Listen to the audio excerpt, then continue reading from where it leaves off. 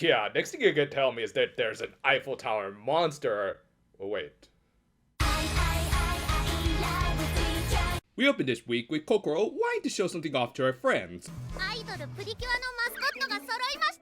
Wait, Bandai didn't provide y'all with free samples? Yeah, checks out for them.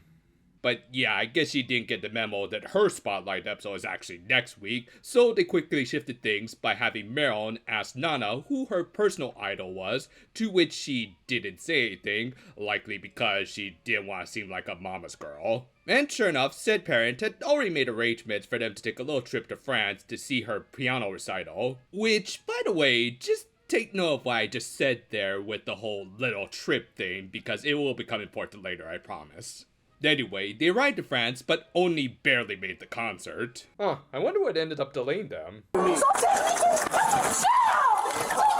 Oh, come on, Spirit should be used to that by now. Still, they enjoyed her mother's AI recital, if those hands are a sign of anything. Then, after the recital, they all went back to the Mrs. home, where they were able to enjoy their first family dinner together in a bit of a while, I imagine. Yeah, for anyone who's had parents who need to live apart, this is probably an easy scene to relate with, as you would want to treasure these very occasional moments that inevitably would have to come to an end as soon as their departure date came. Still, before they returned to Japan, Nana at least wanted to show off how much her piano playing had improved. And sure enough, her mother was quite impressed, so much so that she gave her daughter a pretty sudden and out-of-nowhere proposal. Nana would later relay it to her friends, which turned out to be an offer to move in with her mother in France. Yeah, that is a pretty big deal. Y'all really should discuss it once Nana gets back to Japan and...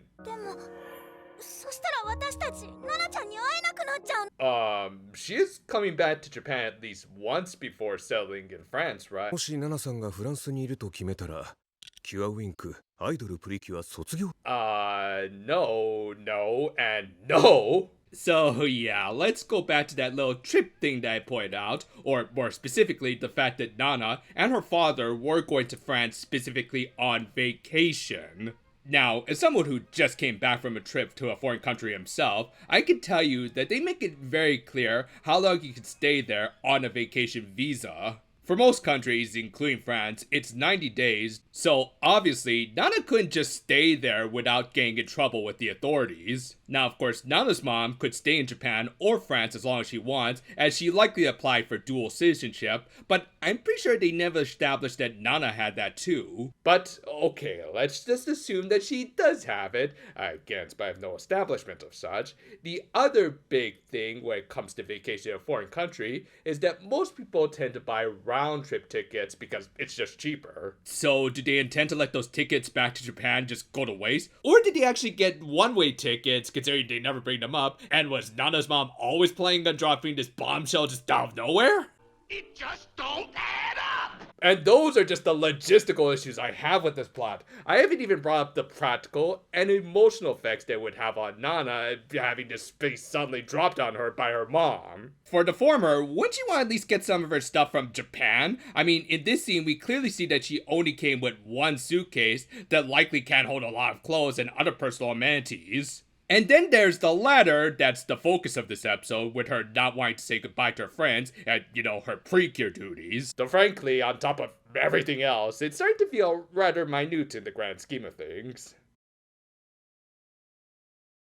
But yeah, if you couldn't tell from that little rant, my biggest issue with this episode is it's just nonsensical plot. I mean, I get that they might want to try something new for this whole setup of the Blue Cure, considering moving away and ultimately deciding to stay, because it has become a massive cliche in this franchise. But this is just not a good alternative because it just invites a ton of plot holes. Like, even putting aside the legality stuff, which I get most kids wouldn't be into, I think they would still ask questions like, why would Nana suddenly subscribe to the idea of an extended stay in a foreign country where she doesn't have a lot of clothes, probably doesn't understand the language too well, and still has a lot of things to tie up in regards to her friends and school. Doesn't anyone notice this? I feel like I'm taking crazy pills! And again, I wouldn't have a lot of these issues if Nana just went back to Japan and they considered whether or not to go back to France, but no, they just had to make this one of the most convoluted takes on this entire cliche.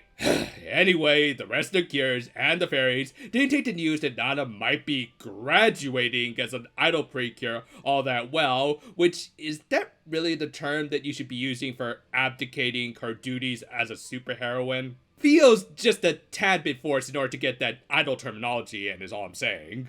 And of course, her biggest simp in Zachary was crashing out like I just did. よしフランス行って止めてくるリンザックリン落ち着くんじ What? Kobe was just able to teleport there. I don't see why he can't. But in one of the very few bright spots in this episode, so did Meron, which was nicely consistent with her character development, with Nana becoming the second closest to her after her sissy, of course. They didn't put a lot of focus on it in this episode, but I also do appreciate continuity, no matter how minor.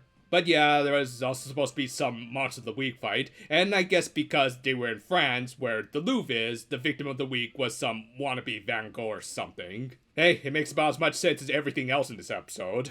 And in case anyone wanted to argue that maybe Nana was going to come back to Japan once before settling in France, all of the characters here really tried to reinforce the idea that she wasn't coming back, which for this fight she certainly wouldn't be able to, as she should still be in France and... ナナちゃんどうして Actually, I think a better question is how? Like again, considering the whole Kope thing, I guess France in this world was just right next door to Japan, but more importantly, how would Nana even know where they were, considering that the Heart Garden makes them all disappear into a pocket dimension? The answer is don't think about it. You know, I probably should have just used that clip earlier. It would have saved me a lot of migraines. Yeah, let's just wrap things up. So, after an actually really well animated fight this week, compliments of Hanyu, Nana used her finisher to defeat the monster, which I thought they needed their group finisher, or Uta's powered up form, but I guess not. ウィンククレッシェンド How truly magnificent! No, and also she talked about a 7-colored melody because her name is 7 and there's 7 colors in the rainbow. It was honestly just a bunch of fluff that was meant to reinforce the idea that her idol was her mother, who she was hoping to one day play piano with, whilst remaining a precure, so yeah, you better start working on those dual citizenship papers there, Nana. And the episode ended with the mother only now watching a video of Cure Wing playing the piano, and seemingly catching on that it might be her daughter, who she saw as her idol because you read the title of the show, didn't ya? How do you think I feel about this episode? Like, if this is them trying to refresh the tired cliche of the Blue Cure movie away, then maybe they should just stick with the old tired formula. I guess it's only appropriate that half of this episode took place in France, because this plot had more holes than Swiss cheese. As I always say, I know I'm an overthinker, so this episode might not bother you as much as it does me, but at the very least, I think we should all agree that there's just a lot of plot holes here. From Nana even considering staying in France, ignoring her original travel plans, to her somehow appearing in the Heart Garden, there's just no care put into the script, which you really can't excuse just because it's a kid's show when it's this blatant. Hell, for as much as they really tried to change up the Blue Cure retirement cliche, we could still very easily predict what was going to happen by the end of this. Nana was never going to stay in France, which again, why would you ever want to under such impractical circumstances, and even her whole speech about rainbow colors and all that just felt tacked on really. Sure, there were nice things, like the continuity with Meryl developing secondary feelings for her, and the fight was well animated, but when it's in service of a plot this messy, I don't really see the point. Because overall, this is just another absolute mess of an episode because of bad scripting. If anything needs to graduate, it's this tired cliche plot from this whole franchise, really. Thank you for watching, and if you want to see me go through more crash outs, I doubt this is going to be the last one I have with this season. Fortunately, we do cover other shows that don't drive me up the wall nearly as much like this episode managed to. So, look forward to Princessia next. Until then, though, farewell for now, my friends, and if you'll excuse me, I'm just gonna go make sure my passport is up to date. I feel like I need another vacation already.